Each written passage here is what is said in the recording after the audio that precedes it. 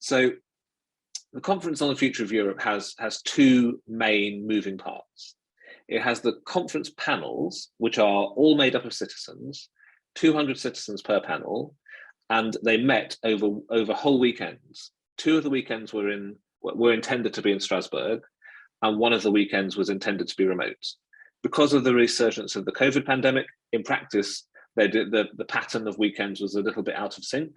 They didn't quite work as they were meant to, but the broad pattern was the same. There were 3 whole weekends of discussion. The discussion was on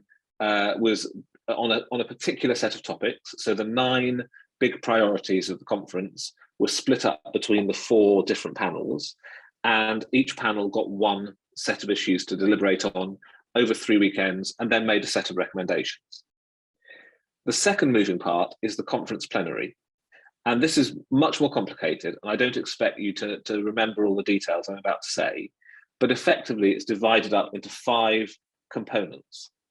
Those components are the member states represented through the council, and they send their ambassadors and their kind of officials from Brussels to do the talking on their behalf. The second component is the Commission, who send commissioners or senior commission staff. The third component is the Parliament, the European Parliament that is, and they have a certain number of MEPs, and they are matched by an equal number of MEPs from national parliaments. And then the 5th component, which is a little bit more hybrid, is European civil society, the various kind of other bodies that are meant to represent civil society voices, like the European Trade Union Council, the Committee of the Regions, the European Economic and Social Committee, and all of those get the same number of seats as the other 4 components.